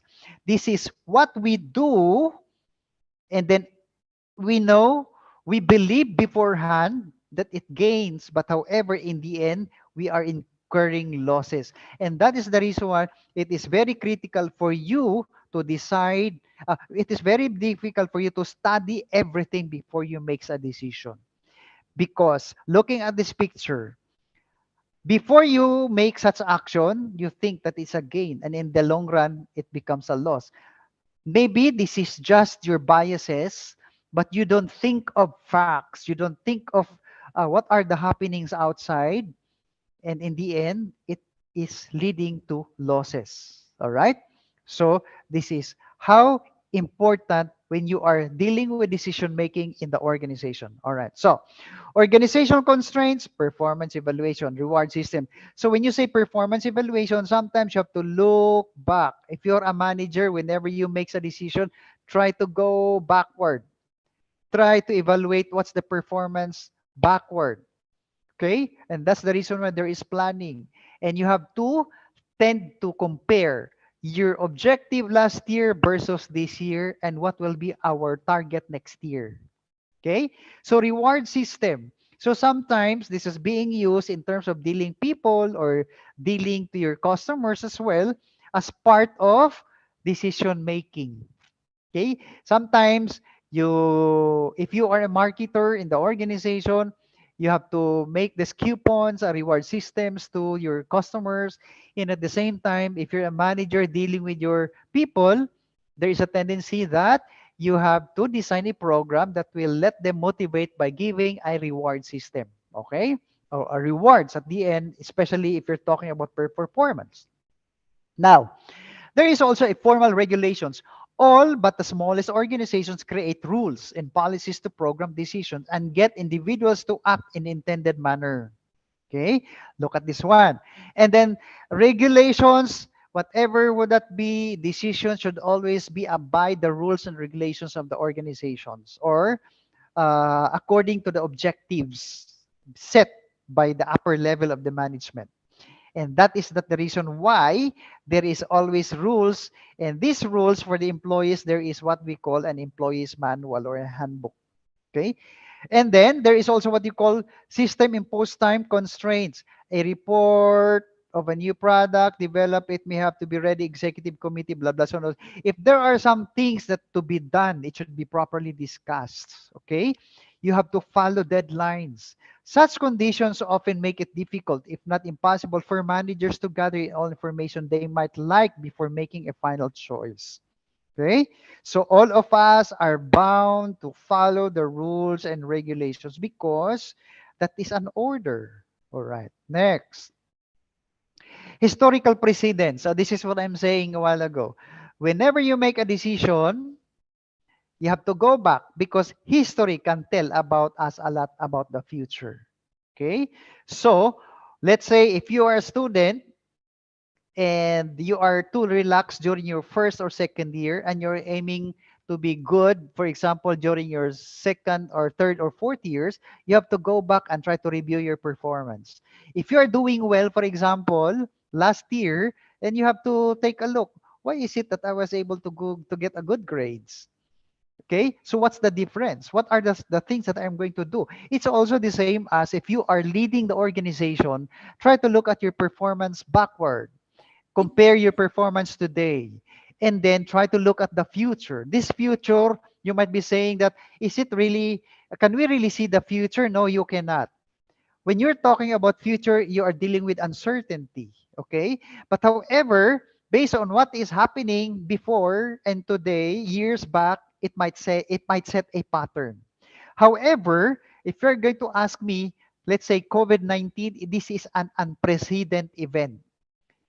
Every organization, all of us are caught unaware of this one. You see, these are the things that happened, but we do not know. We are not prepared.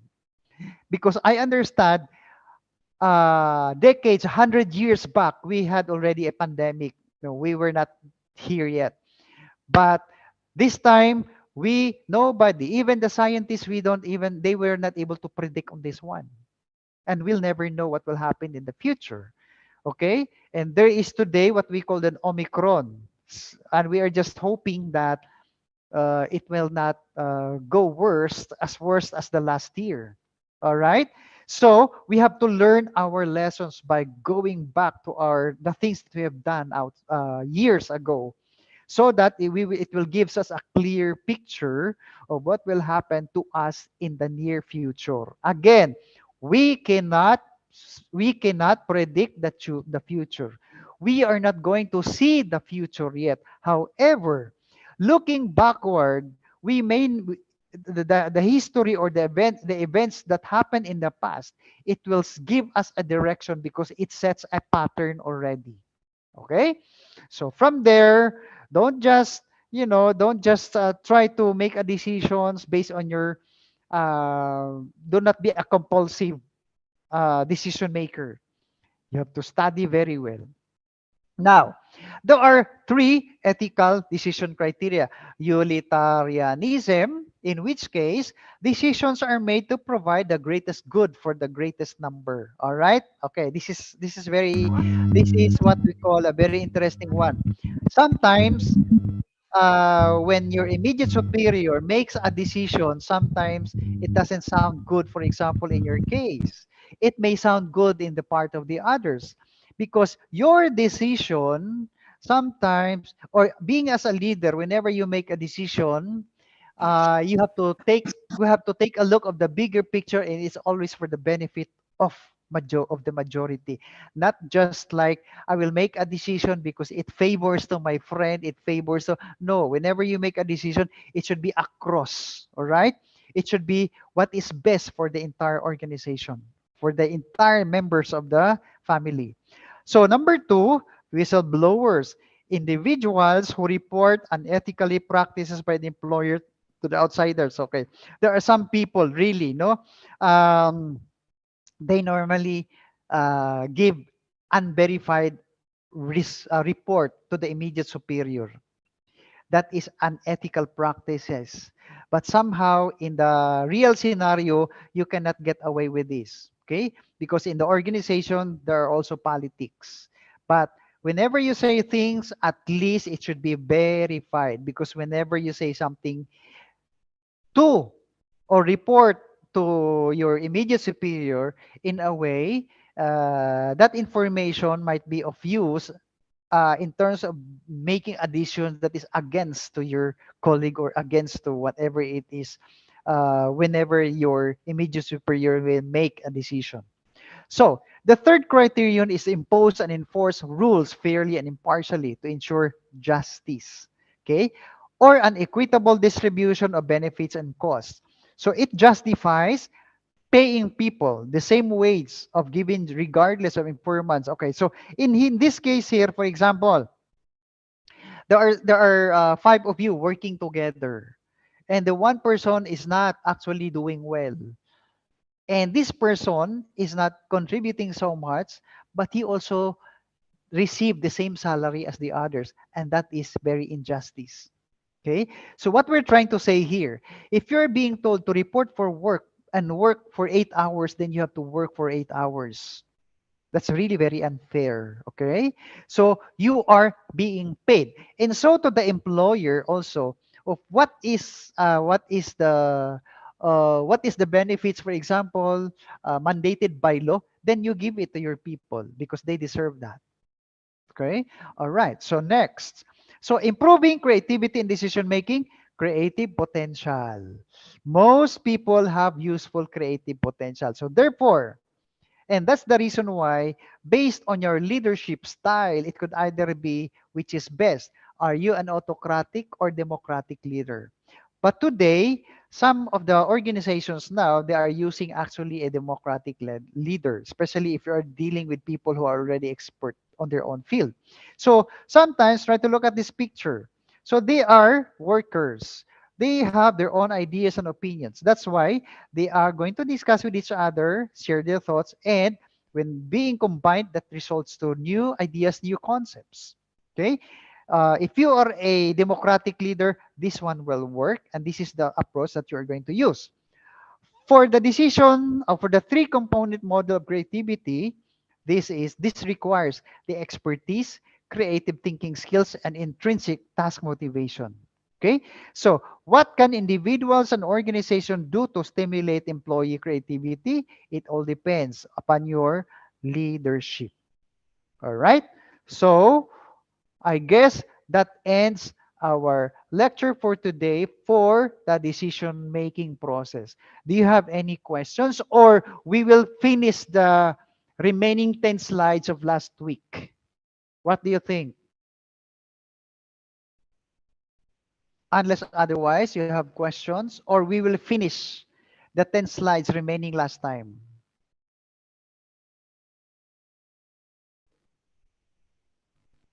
Okay. So shall we finish the last slide, the last 10 slide last week? This one about following. Okay. Where did we end up last time? Okay, we still have few minutes. Mr. Hanafi, are the students they have class after this one? Not no more. Yes, sir. They have this. They still have class, or we will finish this one. Did the last 10 slides last week, Okay. or it is Maybe you can finish this all right? slide in the Okay. last week. Okay. Okay. Okay. Thank you. All right. So last time, last time I think we discussed this already. View leaders realistically. Okay, so let's start from this. So last time we were talking about followers. Okay, the role of a follower, meaning to say you are an employee. So you are dealing with your own you're dealing with your immediate superior, which is your leader. Okay, so what a followers want? Followers want their leaders to be honest, forward thinking, inspiring, and competent. You see, as a follower, they are expecting that their leader be honest. A leader should be forward thinking, meaning to say, should anticipate things, and he is very competent. When you say competent, meaning to say, he knows, he has a better experience, and he is capable of doing things. All right? So, a leader must be worthy of trust, envision the future, the organization, inspire others to contribute and capable and effective in matters that will affect the organization. All right. So if you try to look at these pictures, we assume that this is the leader. All right. We assume that this leader is an honest and he thinks advance. He is very inspiring and he is capable of doing things because his subordinates or followers trust him that much. All right. Now, rank order of desirable characteristic traits. For example, desirable leaders are honest, forward thinking. Desirable colleagues, followers are honest, cooperative, blah, blah. So they more or less share the same character traits. All right. Okay. So take note of this: honest, forward thinking, cooperative, inspiring, dependable, competent. All right. So when you say cooperative, you as a follower, it is your obligation to cooperate one another. And it doesn't mean that you are just a follower, you are not dependable. Basically, the reason why you're being hired because there is a purpose because you have your own capability, you have your own skills. So we can that somebody that also can depend on you. All right? And basically because of your skills, you will be capable of doing things. All right. So, using feedback to develop followers. So, feedback, you know what feedback is all about. If there is a sender, there is a receiver in between, there's always a feedback. So, meaning to say, if we are discussing, talking things of ideas, whenever he says things, you have to interact. And that is a reaction, and that we can consider it as a feedback. Using evaluation and communication to help individuals and the organs learn and improve. Okay, so assessment, in which case, if you try to look at your performance going back, meaning to say years back, we can compare your performance before today, and that will sets also as a pattern or a model on what's gonna happen in the future. Of course, if there is an assessment, there is also an observations, visible occurrences such as followers' behavior on the job. So feedback, assessment, and observations. Okay. So, what is a development? Development, should we say, for example, it is your own growth. You develop of something, maybe as a follower, you will be able to learn along, getting along with your co-members. And of course, whatever your supervisor will teach you, you will adapt and you have to develop yourself. Okay? And a consequence there, the outcome of what was observed can include both actual consequences and the consequences possible if no change place. So, if you're a person who doesn't care about your colleagues, if you're a person you're just sitting down, you're not showing any concern, what you think is the consequences? It could either be your performance is very, very low. All right? Or if not, the impressions of the people that surround you is different from the others. Okay? So feedback is very important. You have to listen actively. You are a follower and it is your responsibility to listen actively because this is the problem now. If your immediate superior will tell you to do this, sometimes we just have to say, yes, sir, yes, sir, yes, sir. When in fact, you don't understand. Okay? A student sometimes keep on saying yes, and then when in fact, they don't understand. That is the problem. Okay? The other one is you have to consider that the other person says seriously. Try to see the situation from their point of view. So, during the discussions or giving feedback, do not put yourself that you are the only person who has the voice. Try to listen also the other person's ideas. And if you are there during the feedback or the discussion, don't be defensive. Don't be aggressive. Okay? That's why the reason why you are there, whenever you listen, you have to keep your mouth shut. All right? Then, if there are some things that you don't understand, then ask for clarifications before you come up with your judgment. All right? Okay. Next, feedback to develop effective followers. Make regular feedback habit. If you are a leader, okay, try to observe your people and be sure that you keep on asking their opinion. For example, if I am the leader, I'll ask you, what do you see about this one? What happens to what's the comment of our client, etc. So on and so forth. Because this feedback here, it's very important if we will try to link this to our decision making process. Okay, if our customer will tell us like this, then basically our actions will also be aligned to the comment of our customers. Okay? We will hear advices. We will try to look at results, even the ratings, so on and so forth. That is really very important. That's why if you're a leader, try to talk to your followers. And that is the reason why feedback is very important because it contributes a lot whenever you make a decisions. Now, be generous with positive feedback. Okay, normally supervisors or leaders, they don't acknowledge the good work of their people, and that is not good. All right? Because remember, if you're going to give positive comments on the performance of your people, it will boost their morale. It will let them work. Okay? It will motivate them to deliver more good outputs. Okay?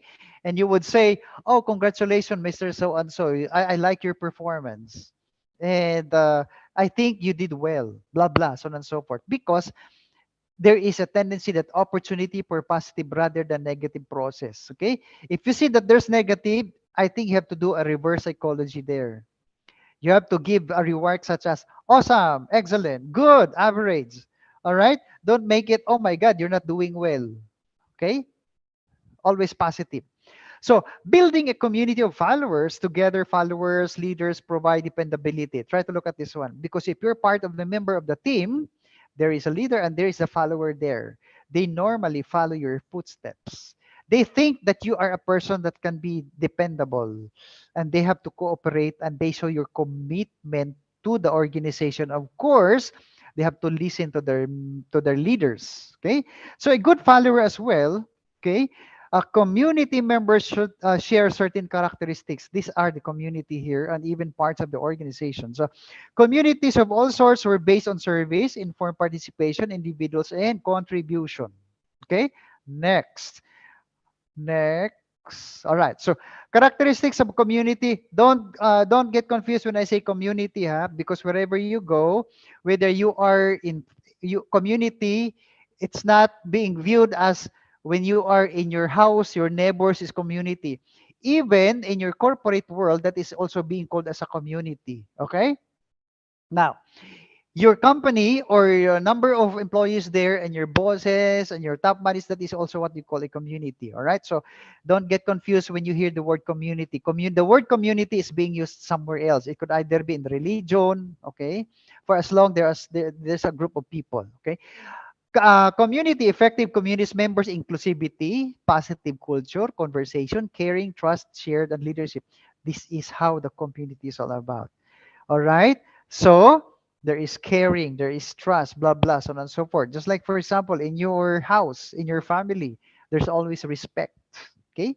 Now, the inclusivity, community, everyone is welcome and feels sense of belongingness. Okay. For example, you are new to the organization. Basically, you are being welcomed by the members of the organization. They gave you orientation, blah, blah, blah, and you will be part of them. If you're talking about culture, be part of the organization. So positive culture, leaders and followers perceive organization as community with shared norms and values. So if you are part of the organization, if you are being hired as an employee, you are part of the community there. And that community will always have a shared norms and values. So that's the reason why we shared our own opinions, we respect each other, and it should be aligned to our visions and mission. consider that bind us as one and part of the direction. By working together contributed our efforts. So there is also a conversation is how people make share meanings. So basically, if you're part of the group, you have to talk to people, and at the same time you have to give their ask their feedback. What's their feeling, what's their opinion about a certain thing. So there should always be caring and trust, care about one another. That's normal. And there is a shared leadership. People do not try to control others. Okay, take note of this.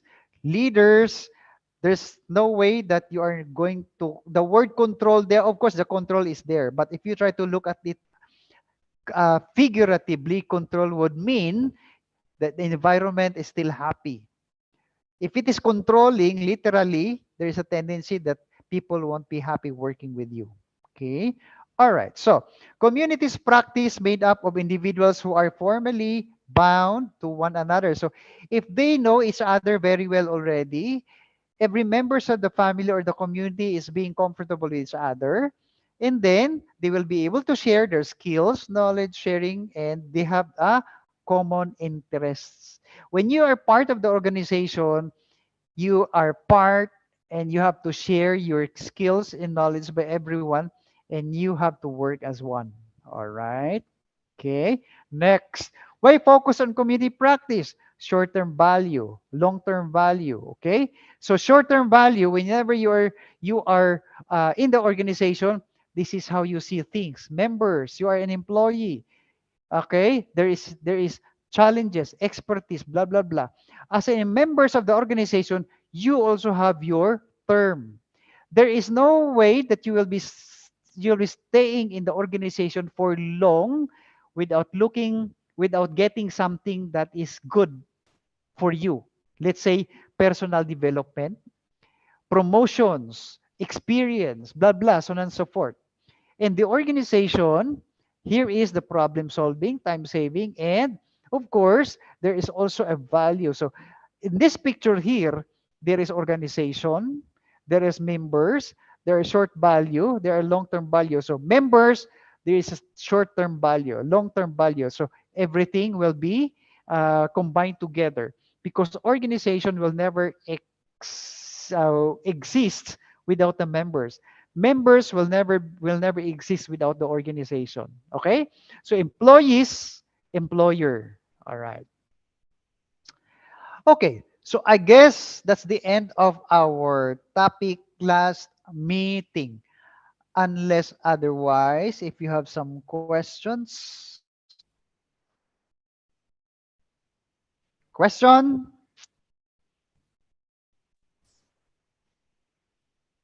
Okay.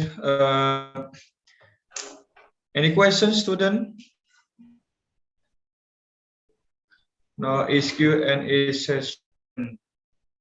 Oh, take an advantage. Ask me. Unless it is very clear to you, it all depends.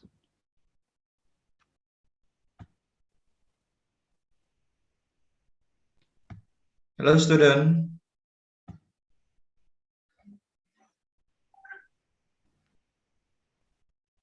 Do you hear me?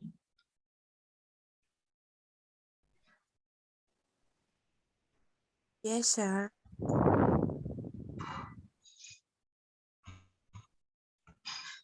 Any question to Dr. Ramil about this material, decision making, and for last week, followership or not? Man. It's real.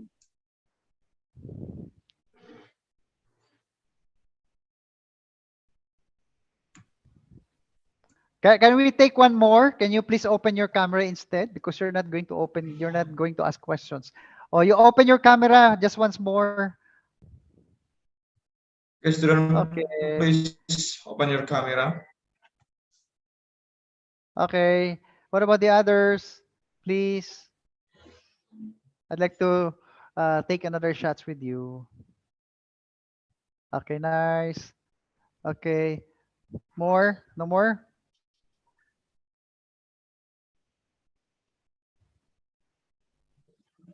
Okay, yes, okay, that's nice. Silakan yang lainnya untuk Alright, mengaktifkan kameranya. okay, alright, okay. Okay, good. All right, so try to look at the, okay, good. Try to look at the camera now. Okay, 1, 2, 3. Okay, once more. 1, 2, 3. Okay, one more. Okay. All right, thank you. What else? Any question, student? Apakah atau sudah jelas semua? Atau ada yang ingin disampaikan kepada Dr. Amil untuk last session ini? Now, have you learned something about leadership already? Now, this is my question. Since this is our last meeting, have you learned? Do you know already what leadership is all about? You don't know? Nggak ada ya? Oke. You're very shy.